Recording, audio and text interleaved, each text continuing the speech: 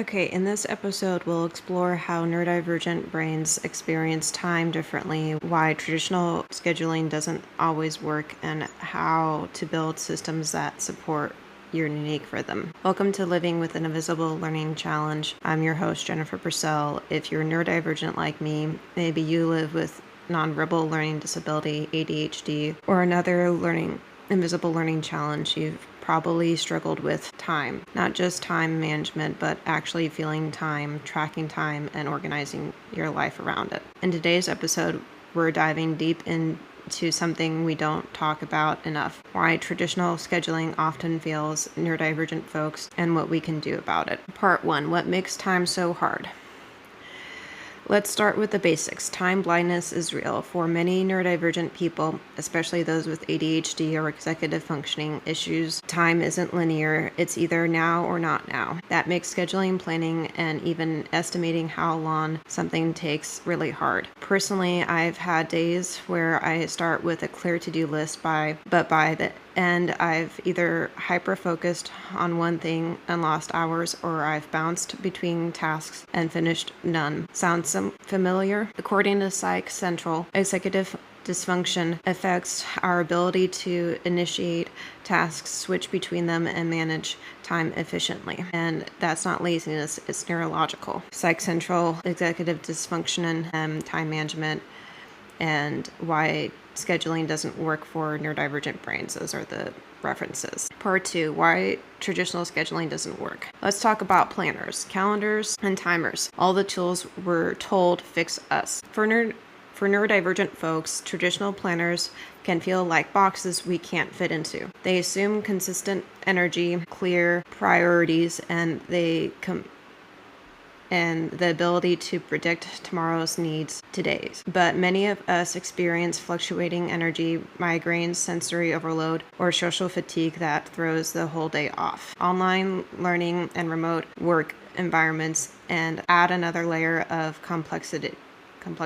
According to a study in Frontiers in Psychology, cognitive load increases when learners can't manage their time independently or visually track their progress. I've tried bullet journaling, time blocking, even color coding schedules. And you know what finally helped? Scheduling with flexibility, not rigidity. From Frontiers in Psychology, Cognitive Load, and Online Learning for Neurodiverse Students.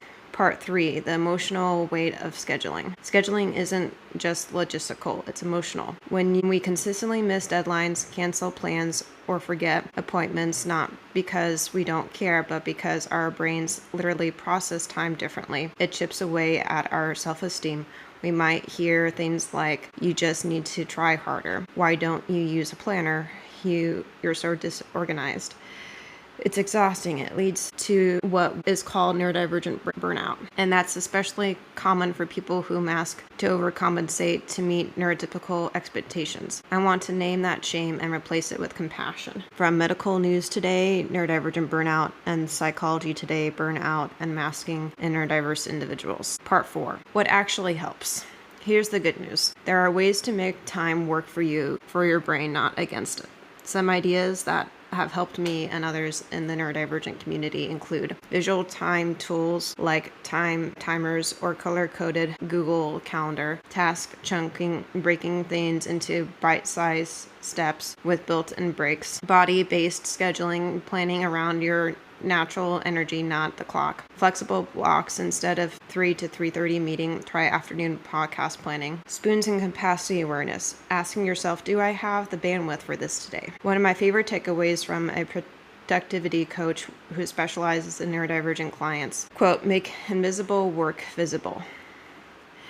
That means writing out even the tiny steps like open laptop or find Zoom link, they count. References Spoon Theory by Christine Miserandino, ADDitude magazine, How to Plan Your Day When You're Neurodivergent, The Guardian, How Siena Castellon built a schedule that works for her brain. Last part, a personal story. Let me share a quick story. A few years ago, I tried to follow a perfect morning routine. I found it online. Wake up at 6, meditate, journal, work out, make a smoothie, and start work by 8. That lasted 2 days. I felt like a failure until I realized that my ideal morning includes quiet flexibility and about 90 minutes to ramp up into my day. Now I start with water, light stretching, and reviewing my day gently. I built in a margin that works for me, and I track what feels right, not just what looks good on paper. So here's the big idea. If you're neurodivergent and struggling with time or scheduling, you're not alone. Your brain is not broken.